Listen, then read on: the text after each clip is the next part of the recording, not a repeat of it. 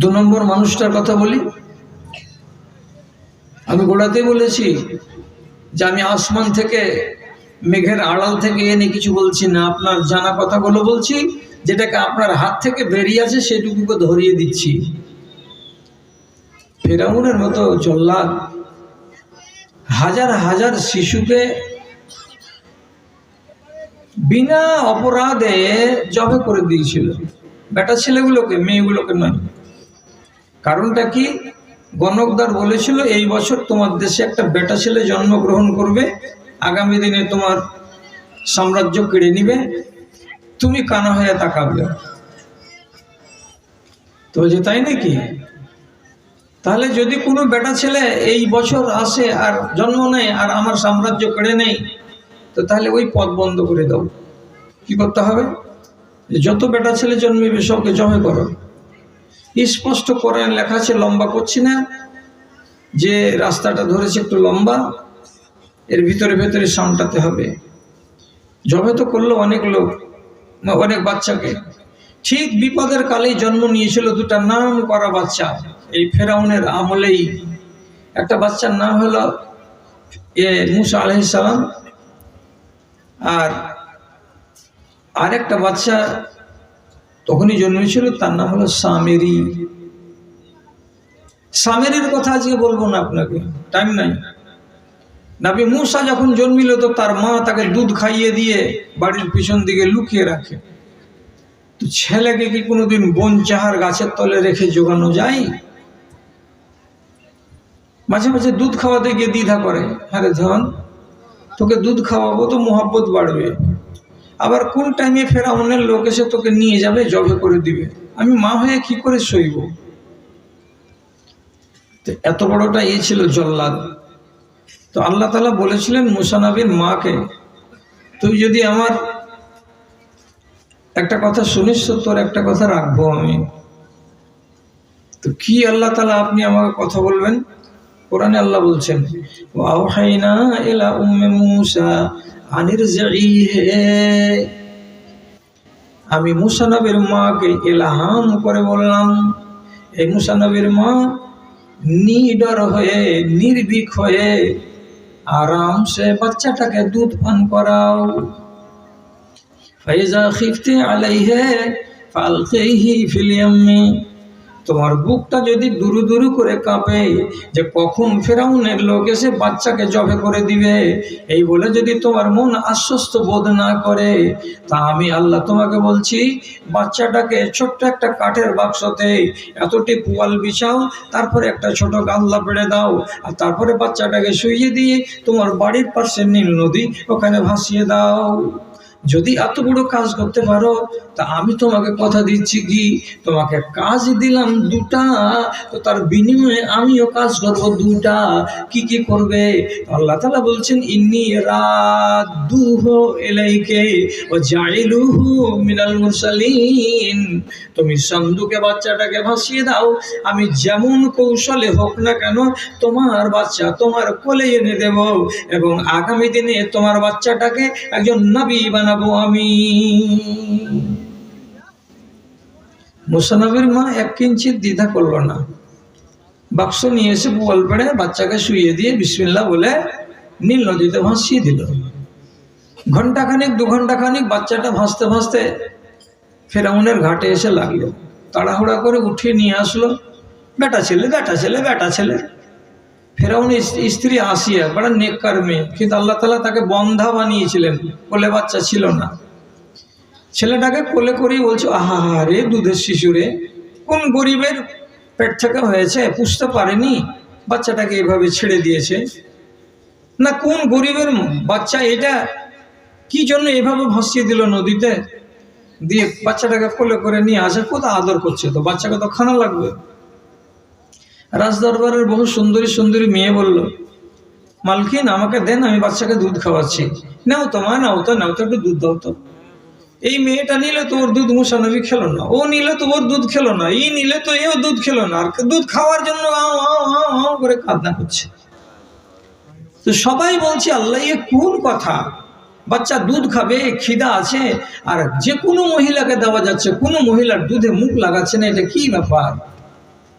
কোরআন আল্লাহ তাআলা বলছেন হারামনা আলাইহিল মারাজিআ, আমি আল্লাহ আসমান থেকে আমার নবী মুসার জন্য এই দুনিয়ার যতগুলো মেয়ে ছেলে ছিল এদের দুধকে আমি হারাম করে দিয়েছিলাম।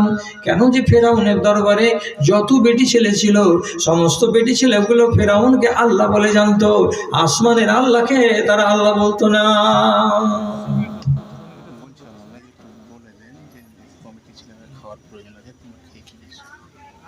কমিটির ছেলেরা যাদের খাবার প্রয়োজন আছে তোমরা খেয়ে এসো।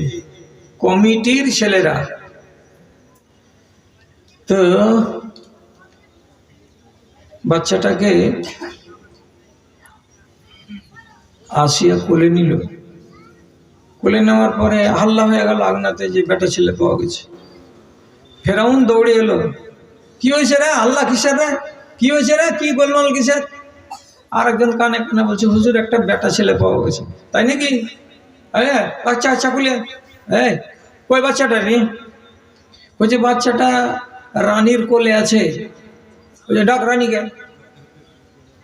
রানী বাচ্চা কোলে করে আসছে। যে মেয়ের কোলে বাচ্চা নেই সেই মেয়ে বাচ্চার জন্য যে কত উদ্গ্রীব থাকে, তো যার বাচ্চা হয়নি তাকেই বলি। বাচ্চা কোলে করে এসেছে, এসে বলছে কি?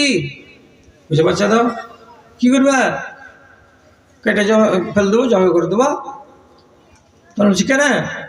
তুই জানিস না হাজার হাজার ছেলে কাটা হয়ে গেল, এটা ছেলে যদি বড় হয়ে আমার রাজত্বকে কাটে তখন কি উঠবি? তো ফেরাউনের স্ত্রী আসিয়া বলছে এই পাগলা, পহিলা কথা হলো লা তাকতুলহ কুররাতু আইনুল লি ওয়ালা, তোমার এবং আমার চোখের জন্য চোখ জুড়ানো উপকরণ। বাচ্চাটাকে দেখবি তো তোরও জি ঠান্ডা হবে, তুইও বাঞ্ঝা আর আমি বাঞ্ঝি, বাচ্চাটা মারিস না।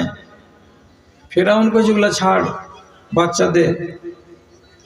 তখন দ্বিতীয় নম্বর ইল্লাত কারণ দেখালো কি, তোমার রাজত্ব কাড়বে তোমার দেশের জন্ম পাওয়া ছেলে, বিদেশের ছেলে তোমার রাজত্ব কাড়বে না।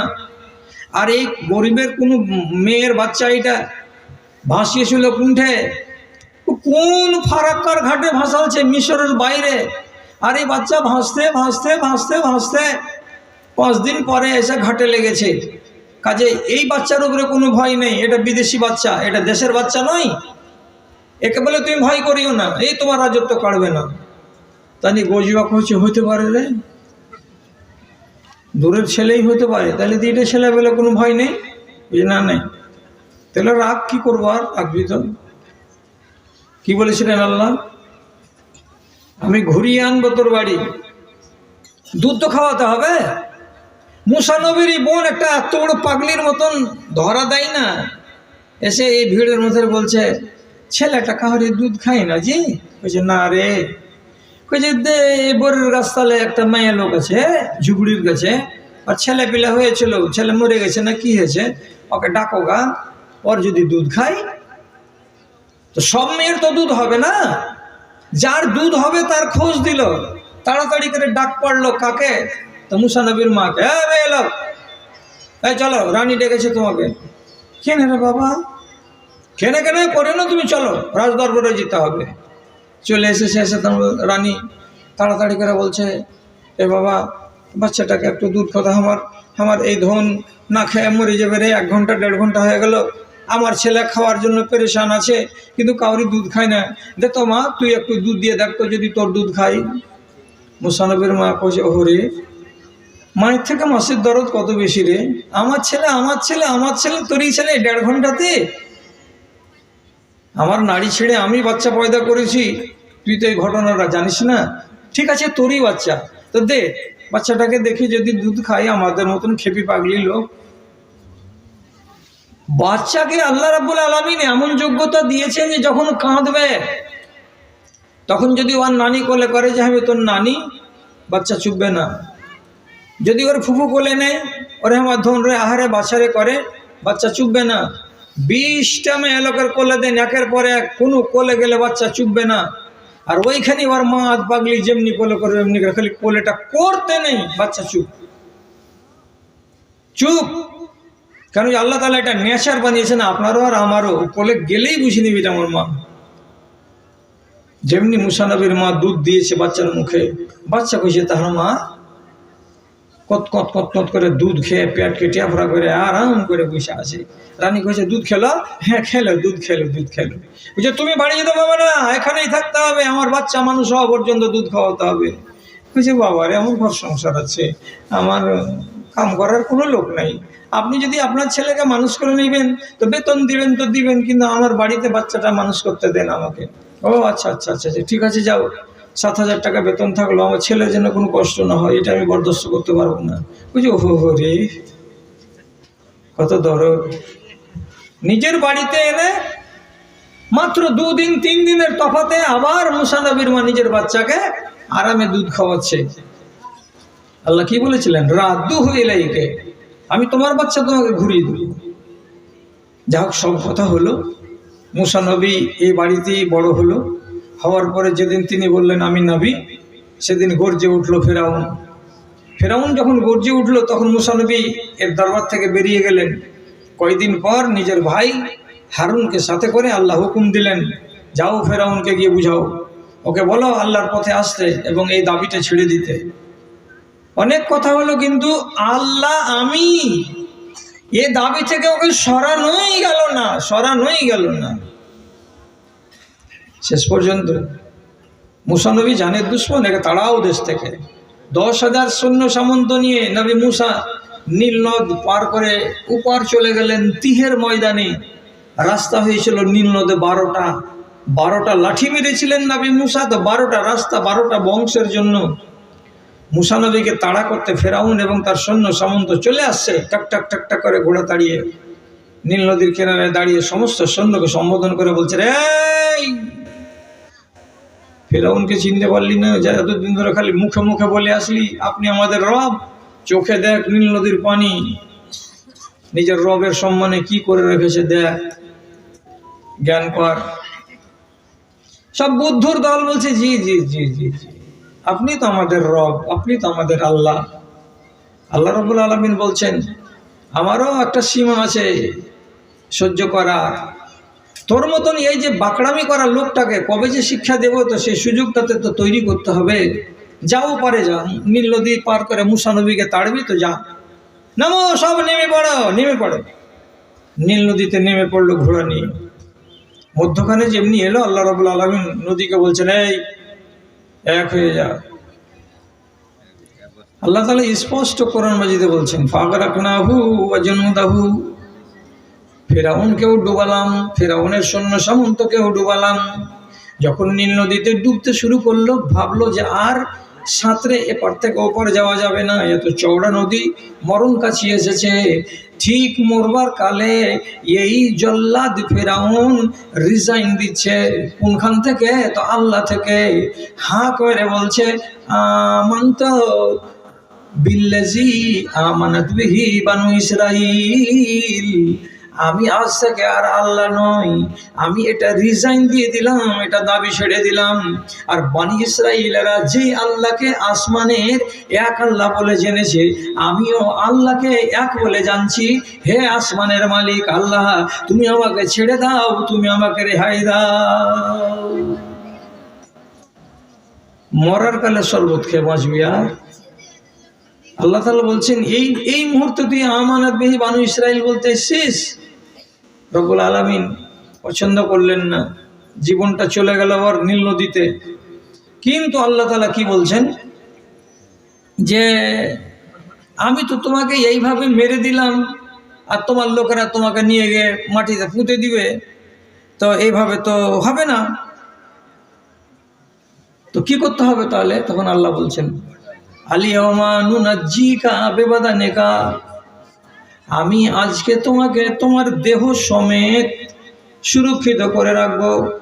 পানিতে তোমার দেহকে খাবে না, পোকাতে তোমার দেহকে খাবে না, হাওয়াতে তোমার দেহকে নষ্ট করবে না। আমি যেমনকার তোমার দেহ তেমনি করে রেখে দেব। কেন রেখে দেবে তুমি? লিনাজআলাকা আয়াতাল লিমান খালফাকা, তোমার পরে যারা দুনিয়াতে মানুষ আসবে ওই মানুষগুলো তোমাকে দেখবে, আর দেখার পরে তাদের মগজের টনকটা নড়বে। কি বলে? এই ছিল বাঁকড়া, এমন বাকড়ামি করেছিল যে জুলুম চালাতে চালাতে চালাতে হাজার হাজার বাচ্চাকে অন্যায় জবে করে দিয়েছিল। এবং নিজের বিবি আসিয়াকে, রাজমহলের রানীকে, সে তাকে আল্লাহ বলে মানেনি বলে মাঠে নিয়ে গিয়ে আল্লাহর একটা পরহেজগার বান্দিকে তার বুকের ওপরে পাথর চাপিয়ে জীবন্ত মেরে ফেলে দিয়েছিল। এরই দরবারে একটা কাজের মেয়ে ছিল, ওর নাম হলো মাসেতা। মেয়ে ছেলেটি তাকে আল্লাহ বলে মানেনি, তার জন্য মেয়ে ছেলেটিকে জ্বলন্ত কড়াইয়ে তার 3টা বাচ্চাকে একের পর এক ফেলে দিয়েছিল। আর শেষের বেলায় মাসেতা মেয়েটিকেও কড়াইয়ে ফেলে দিয়ে তাদেরকে জীবন্ত অবস্থায় পুড়িয়ে মেরে ফেলে দিয়েছিল। এত বড় জালেমের জালেম। আল্লাহ রাব্বুল আলামিন বলছেন, তোমার জুলুমগুলো সারা দুনিয়ার মানুষকে দেখার জন্য আর তাদের জ্ঞান অর্জন করার জন্য তোমাকে এই আযাবটাই দিলাম যে কোনো পোকাতে কোনো জমিনে তোমার লাশকে খাবে না, তুমি যেমনকার তেমন হয়ে থাকবে, যেমনকার তেমন থাকবে। আল্লাহ তো আযাবটা তো দিয়ে দিলেন। এবার আপনি বলেন, 2-3টা লোক হাত তুলেন তো ভাই, ফেরাউনকে দেখেছেন? কই হাত তুলেন না যে কেউ? দেখেননি? মোবাইলেই তো বলছি, ওকে হেঁটে আসবে জি ভাই। আচ্ছা, যারা যারা জীবনে দেখেননি ফেরাউনকে, এরকম লোক আছেন? আছেন? আছেন? যদি থেকে থাকেন আপনার পোতাকে বলবেন সকালবেলায়, শুধু গুগল কেমনি করে একটা ঠোকা মেরে বলবে যে ডেড বডি ফেরাউন, এইটুকুই বলবে। যদি খালি এইটুকু কথা গুগলকে বলে তো 8 সেকেন্ডের ভেতরে গুগল ফেরাউনের লাশকে কাঁচের বয়মে রাখা আছে, বাক্সতে রাখা আছে, করে বসে আছে ট্যাঙ্ক ছেড়ে দিয়ে। হাতগুলো ওইরকম শুকিয়ে আমচুর হয়ে আছে, দাঁতে মুখে দাঁতগুলো ওইভাবেই লেগে আছে, মাংসগুলো শুকিয়ে ঠিক যেন আমচুর করা থাকে আমের, কিংবা মাছকে শুকিয়ে যেতে গেলে মাছকে কি বলে, শুক্তি বলে না? তো মাছের শুক্তি যেমন হয় তেমন এটা মানুষের শুক্তি রাখা আছে। কতদিন থেকে রাখা আছে বলেন তো? আল্লাহ রসুলের জন্মের কতদিন আগে ফেরাউন এসেছে দুনিয়াতে? মোটামুটি 2200-300 বছর আগে। কতদিন আগে তার লাশ মরেছে। আর রসুলের দুনিয়া ছেড়ে চলে যাওয়া 1500 বছর হয়ে গেল। এতদিন ধরে তার লাশ চামড়াগুলো শক্ত হয়ে আমচুর হয়ে লেগে লেগে আছে, হাড় হাড্ডি এখনো পোকাতে খায়নি। কতদিন খাবে না? আল্লাহ তাআলা বলছেন, লিল্লাহ জাআলাকা আয়াতান লিমান খালফাকা, দুনিয়া যতদিন কায়েম থাকবে ততদিন তুই থাকবি তোর মিউজিয়াম ঘরে। আচ্ছা, এই আল্লাহ রাব্বুল আলামিনের সাথে সংঘাত করতে গেলে আল্লাহ কি বলছেন যে আমি ছেড়ে কথা বলি না। তো এটা কোথায় আছে জি? আল্লাহ ছেড়ে কথা বললেন না, এটা কোথায় আছে? আল্লাহ তাআলা অন্য জায়গাতে বলছেন, ওমান আযলামু মিম্মান যুকিরা বিআয়াতি রাব্বিহি সুম্মা আরাযা আনহা ওয়া ইন্না মিনাল মুজরিমিনা মুনতাকিমুন।